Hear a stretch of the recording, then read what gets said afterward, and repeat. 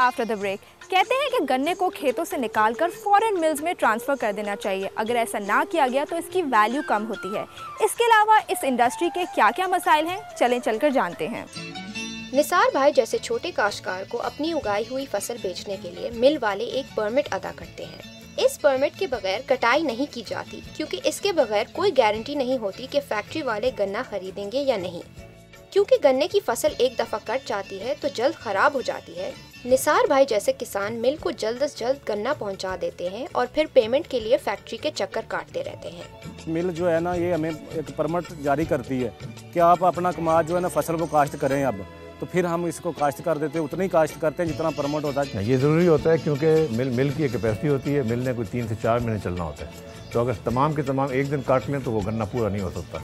और अगर आप बहुत ज़्यादा लोग काट के ले आएँ गन्ना और मिल के बाहर लाइनें लग जाएँ, फिर गन्ना वहाँ पे ज़्यादा वक्त लग जाता है गन्ने को कटे हुए, और फिर उसकी रिकवरी कम हो जाती है। कहना पड़ता है। और जहाँ पे सिस्टम अच्छा चलता है, लोगों को पता होता है हमारा गन्ना आखिर तक पूरा हो जाएगा, तो इसमें कोई बड़ा इशू नहीं होता। मगर हाँ, जब सरप्लस सीज़न होता है फिर लोग चाहते हैं कि हम गन्ना अपना फौरी तौर पे इमीडिएटली काट के मिल में ले आएँ। फिर बाहर लाइनें लग जाती हैं।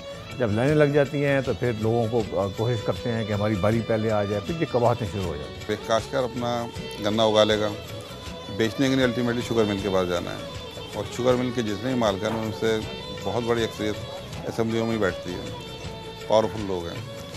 और अंदाज़ा आप इससे कर लीजिए कि जब हुकूमत ऐलान करती है कि फ़लाँ तारीख से क्रशिंग शुरू करेंगे, नहीं करवा पाते, क्योंकि वो किसानों को बाहर इंतज़ार करवाते हैं। उनका गन्ना वहाँ सूखता रहता है, और जब उसका वज़न कम हो जाता है, शुगर में तो फ़र्क नहीं पड़ता, पानी सूखता है, तो कम कीमत से बेचने में मजबूर हो जाते हैं। वो जो बड़े ज़िम्मेदार होते हैं, जिसका ज़्यादा गन्ना होता है, ज़्यादा फसल होती है, उसको मिल वाले भी जो वो पेमेंट भी दे देते हैं। जो छोटे ज़िम्मेदार हैं उस चारे ऐसे रहे। अब पहले महीने की जो पेमेंट होगा अभी खड़ी है ज़िम्मेदारों की, नहीं दे रहे। जो मिल वाले ये समझ गए हैं कि ये गन्ने का काश्तकार हमारे लिए इतना ही अहम है जितनी हमारी अपनी मिल है और हमारे अपने मिल चलाने वाले लोग हैं, वहाँ पे ये मसाइल पेमेंट के नहीं हैं। क्योंकि उनको पता है कि अगर मैं पेमेंट नहीं करूँगा तो अगले साल ये गन्ना कम लगाएगा, बददिल हो जाएगा, कोशिश नहीं करेगा और मुझे नुकसान होगा। क्योंकि जितना गन्ना कम लगेगा उतनी मिल कम चलेगी और गन्ने का नुकसान होगा।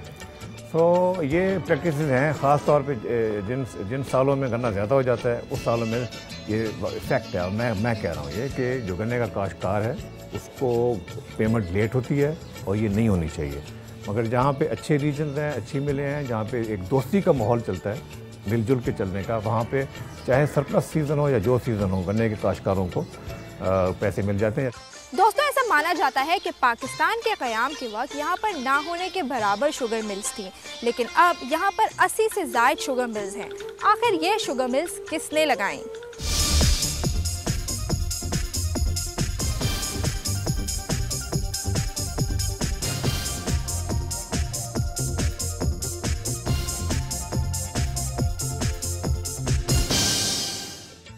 अदाद-ओ-शुमार के मुताबिक पाकिस्तान में 50% से ज़ायद शुगर मिल्स पाकिस्तानी सियासतदान या उनके रिश्तेदारों की मिल्कियत हैं। तो फिर क्या ये कहा जा सकता है कि चीनी के कारोबार में अक्सरियत सियासी घरानों की है? हर तकरीबन पॉलिटिशियन चाहता है कि शुगर मिल लग जाए, और दो हमें कोई ज़रूरत नहीं है इतनी है। ये 19वीं सदी का काम है शक्कर बनाना। हमें तो आगे चाहिए कि इलेक्ट्रॉनिक्स की तरफ जाएँ, IT की तरफ जाएँ, वैल्यू एडेड प्रोडक्शन की तरफ जाएँ। लेकिन क्योंकि ये समझा गया कि एक रेंट सा निकलता रहेगा हमारे लिए, तो हाईली पोलिटिसाइज्ड है। और बहुत लोग जो पॉलिटिकल सिस्टम में इन्वॉल्व हैं, मिनिस्टर्स वगैरह हैं, वो शुगर मिल लगा के एक सिम्बायोसिस क्रिएट करते हैं, नेक्सस क्रिएट करते हैं between politics and agriculture.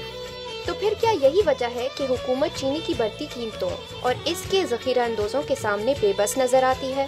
Agriculture commodities तमाम की कीमतें बढ़ी हैं, मगर जो चीनी है और इसकी एक पॉलिटिकल सिग्निफिकेंस ज़्यादा है। क्योंकि जैसे आपने कहा, बहुत काफ़ी सारे सियासतदान जो हैं इसमें मिल मालिक भी हैं इसमें। क्योंकि मिल वाले कम हैं और एक दफ़ा चीनी 4 महीने में बन जाती है और फिर गोदामों में पड़ी होती है, तो लोग समझते हैं कि ये होल्डिंग है।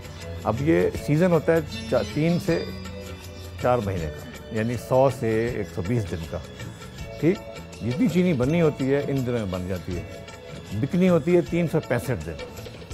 तो कहीं को स्टॉक होगा तो बिकेगी ना। ये तो नहीं हो सकता कि तमाम के तमाम सब लोग बेच दें, फिर तो चीनी मुल्क में ख़त्म हो जाएगी या तो इसको लेने वाला भी कोई नहीं होगा। आखिर हर महीने की अपनी कंजम्पशन होती है, हर दिन की अपनी कंजम्पशन होती है। तो ये ज़रूरी है कि जब गन्ना की सीज़न ख़त्म होता है तो सबके गोदाम मिलों वालों के भरे होते हैं, फिर चीनी सारा साल आस्ते आस्ते से बिकती रहती है। गन्ने और चीनी से वाबस्ता थोड़े बहुत मसाइल तो आपने सुन लिए और आप अब तक समझ गए होंगे कि इस सेक्टर में सबसे ज़्यादा पैसे कौन बनाता है। लेकिन अब चलकर देखते हैं कि पप्पू की कहानी कहाँ तक पहुँची। Scene 1, Apple, take 2.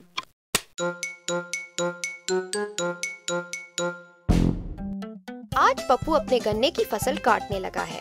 जब कुछ गन्ना काट लिया था तो एक बूढ़ा किसान पप्पू को इशारे करने लगा। पप्पू ने सोचा इस बाबा जी को क्या चाहिए। बाबा जी कहने लगे, ओ जवान, काट तो रहा है, लेकिन ये बताओ कि परमिट इतनी जल्दी कैसे मिल गई। पप्पू ने कहा, परमिट? बाबा जी आप जाकर सो जाओ, ये कोई दफ्तर थोड़ी ना है कि परमिट मिलेगी, मैं तो चीनी बना रहा हूँ।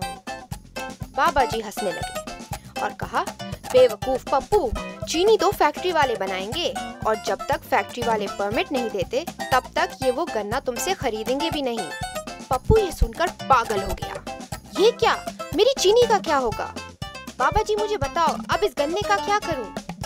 बाबा जी ने कहा, जल्दी से फैक्ट्री भागो पप्पू और ये गन्ना उनको बेच दो। दोस्तों, पप्पू की कहानी का अंजाम अभी बाकी है, लेकिन वक्त हुआ एक ब्रेक का। ब्रेक के बाद जानने की कोशिश करेंगे क्या काश्तकारों के मसले, चीनी की कमी में इजाफा और क्या कभी जखीरा अंदोजी में कमी हो सकती है।